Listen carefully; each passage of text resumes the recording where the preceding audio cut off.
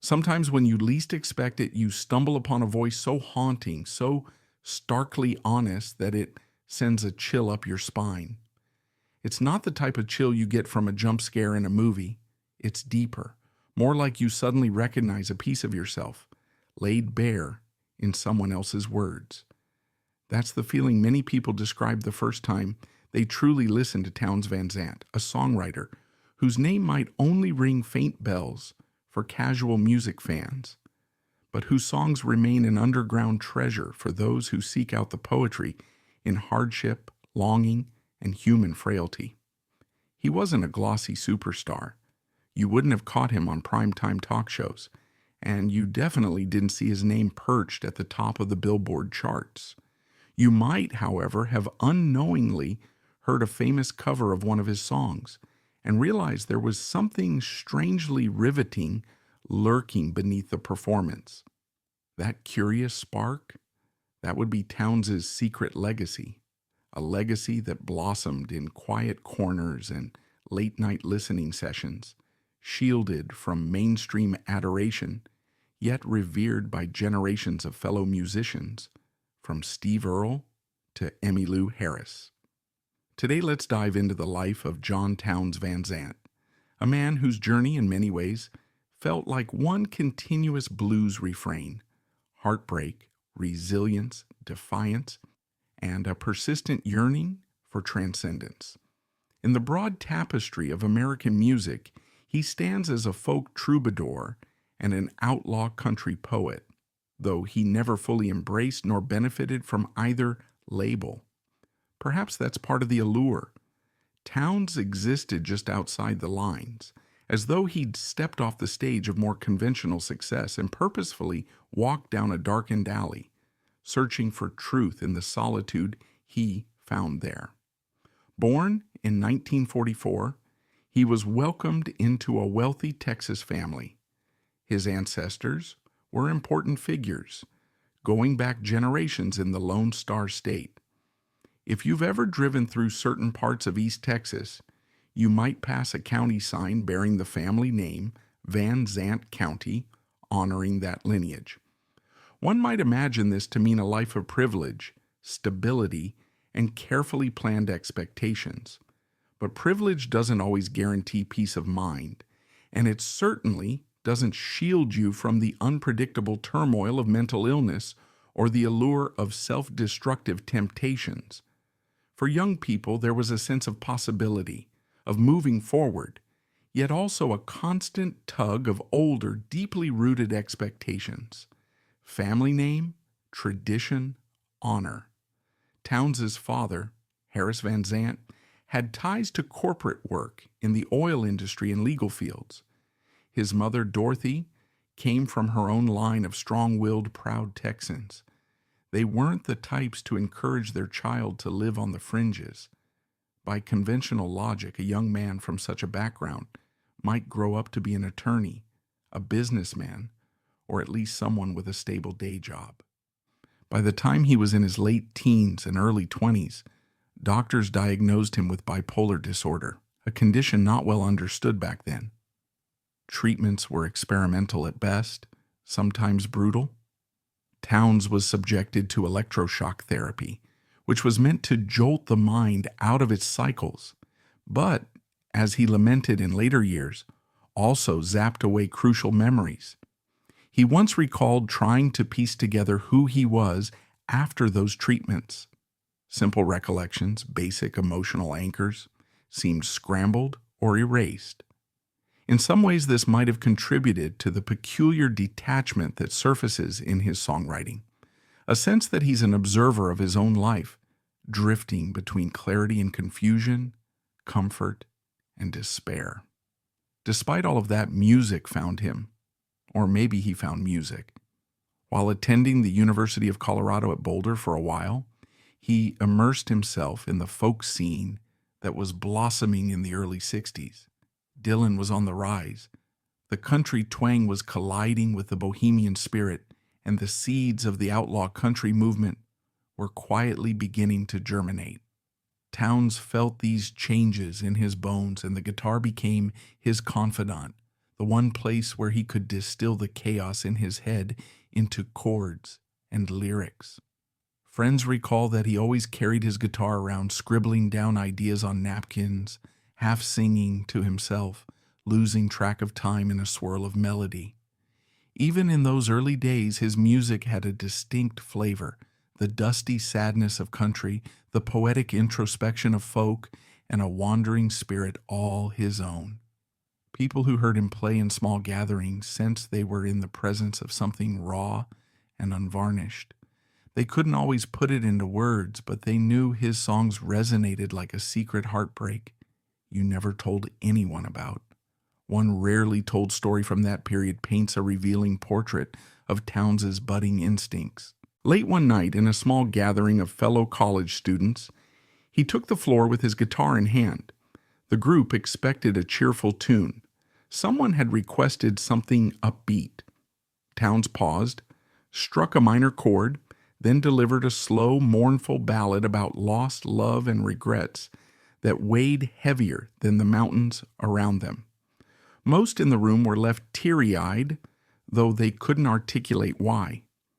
Afterward, he mumbled, "I can't seem to do anything but the blues."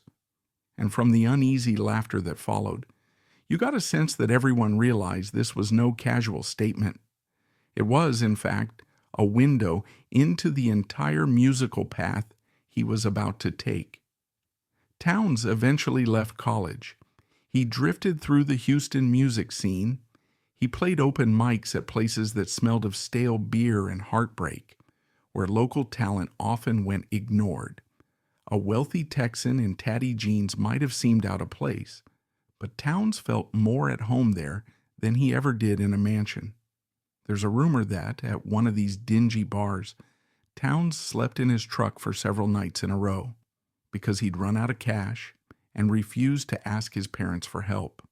The bartenders took pity on him, letting him strum for tips, an early sign of his willingness to shed every layer of comfort for authenticity.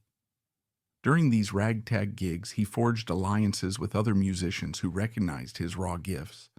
One of the most pivotal was Guy Clark, an equally revered songwriter in the Texas circuit, who became something of a musical brother.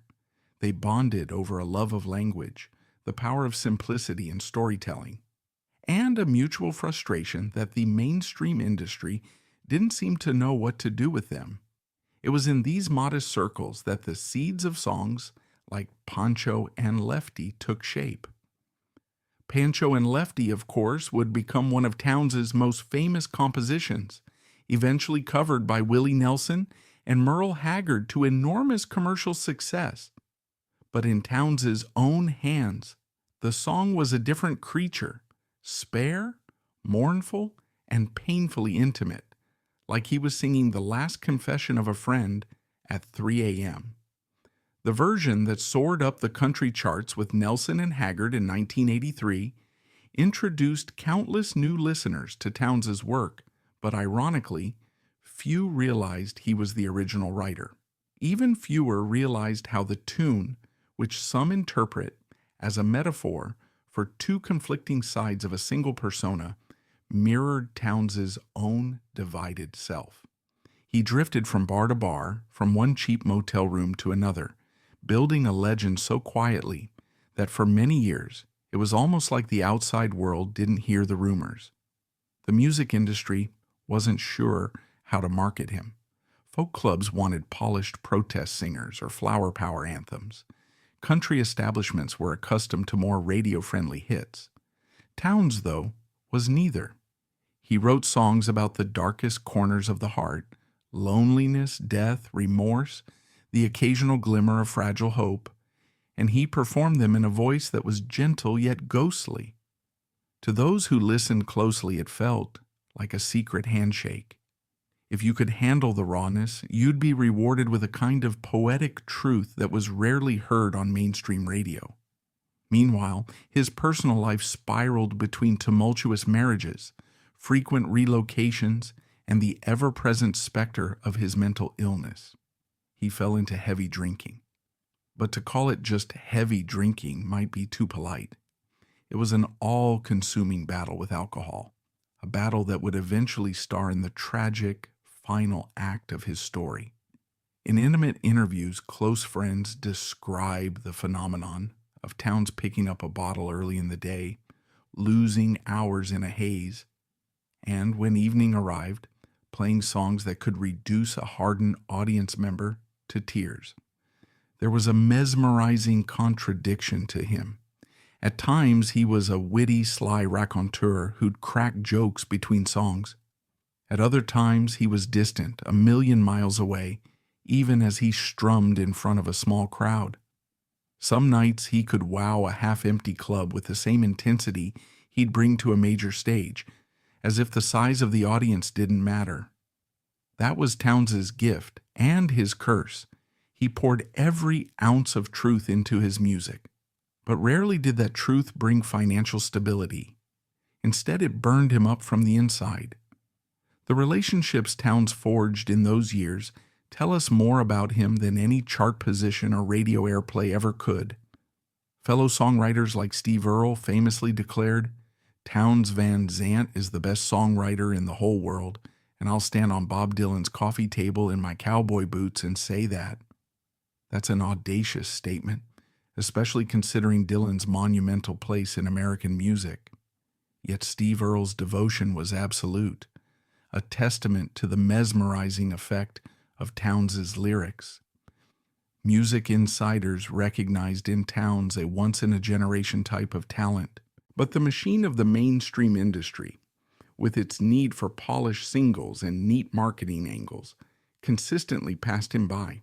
He did secure some record deals in the late 60s and early 70s, working with producers who sometimes tried to sweeten or orchestrate his raw sound, but the albums typically sold poorly.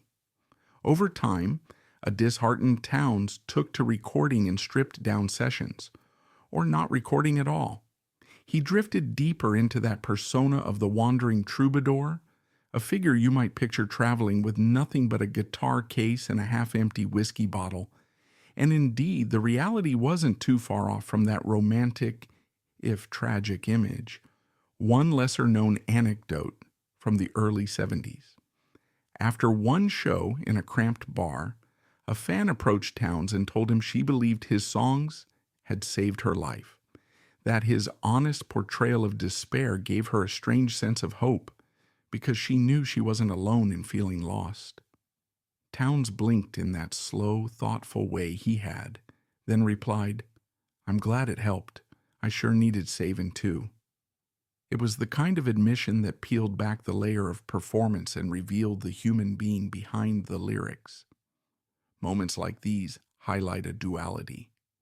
Townes the poet was forging deep emotional bonds with listeners, while Townes the man was flailing, uncertain, battered by his own demons.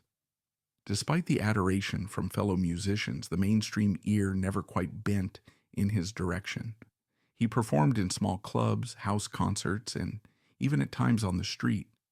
He collected a dedicated cult following that recognized they were standing in the presence of a writer's writer, someone who chiseled away at words until they rang out like a lonely church bell at midnight. In these circles, Townes's dryness of humor became legendary.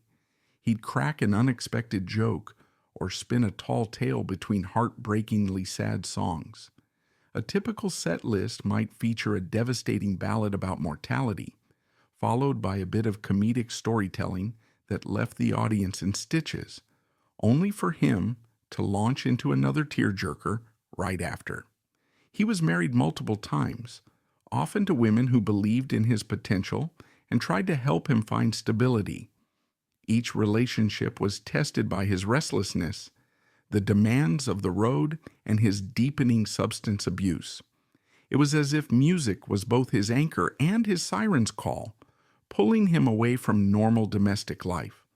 One of his wives, in an interview years after their divorce, recalled how Townes would vanish for days, then reappear with a stack of newly written songs, some scribbled on the backs of receipts, others memorized. He would play them for her with such genuine excitement, like a kid showing off a newly discovered treasure, that she couldn't help but forgive him for his absence. But the cycle wore down relationships over time, leaving heartbreak and confusion in its wake. Throughout the 70s and 80s, his reputation as a sort of tragic genius grew.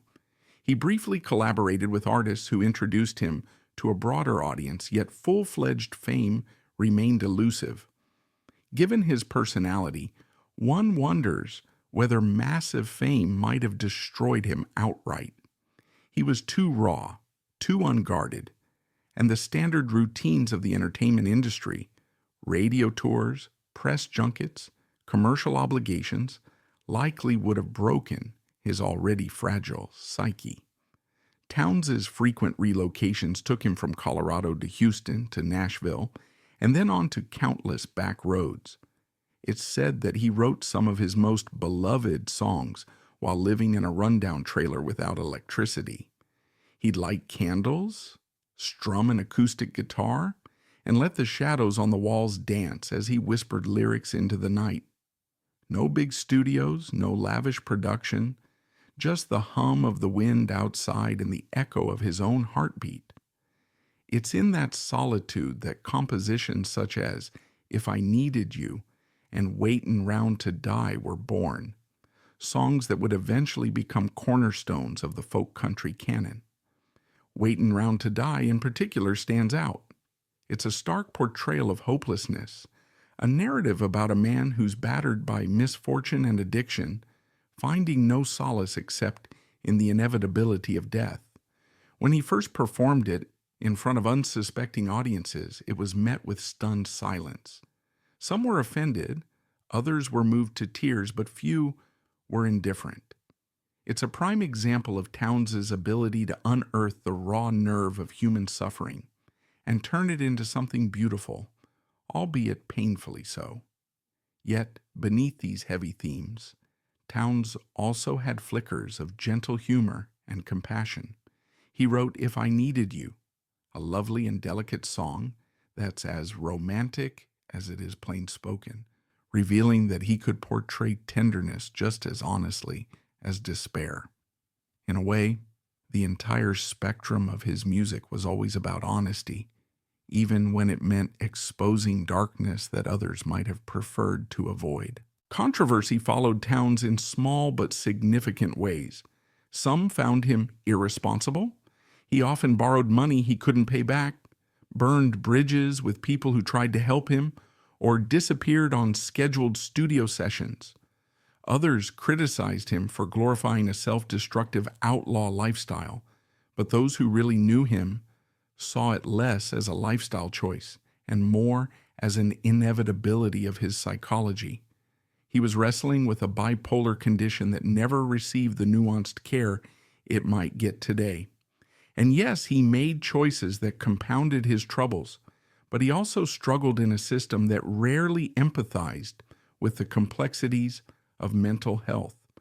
Throughout this period, fans, fellow musicians, and industry insiders debated his place in music history. Was he primarily a folk singer with a dark twist? An outlaw country figure overshadowed by the bigger names in that movement? A blues poet lacking the recognition he deserved? Or was he simply a lost troubadour, wandering the highways of America, ignoring the boundaries of genre? The debates continue to this day, and each perspective highlights a different facet of the man. By the 1990s, time had worn down his body. The years of hard living and relentless touring left him in frail health. Still, he carried on performing whenever and wherever he could. Friends noticed he was more introspective than ever, haunted by regrets, but unwilling or unable to change course. It's during these final years that he recorded some of his simplest, most intimate performances, often just him and a guitar, the bareness of the sound accentuating the poetry of his words. On January 1st, 1997, fittingly, the same date his lifelong idol Hank Williams had died, Townes Van Zandt's own journey reached its end. He was at home, suffering heart complications related to his longtime alcohol abuse, and it seems his heart simply gave out. The news rippled through the music community. At first, there was no massive media coverage, no elaborate public memorial. But for those who understood his significance, it was a devastating loss. The world had lost one of its most quietly profound voices, a poet who might have been out of step with commercial pressures, but who was intimately in tune with the human condition. In the immediate aftermath of his death, tributes poured in from songwriters and musicians who revered him. Steve Earle, Emmylou Harris, Bob Dylan, Willie Nelson, and others all expressed the unique debt they owed to Townes' artistry. For them, he'd been a teacher, someone who stripped away pretense and demonstrated the sheer power a single voice and guitar could have when the heart was wholly invested in the words. The recognition he hadn't received in life began to crystallize in the years following his death. Yet Townes remained an obscure figure to the broader public. Even now, you won't find entire radio stations dedicating a weekend block to his discography. But in the corners of the music world, where soul, authenticity, and lyrical depth matter, Townes is revered as a near mythic entity. His body of work, though not extensive in mainstream commercial terms, has inspired countless younger artists to be fearless in their pursuit of emotional truth. Whether they identify as folkies, country pickers, alt-rockers, or singer-songwriters without a label, many trace a line back to Townes Van Zandt.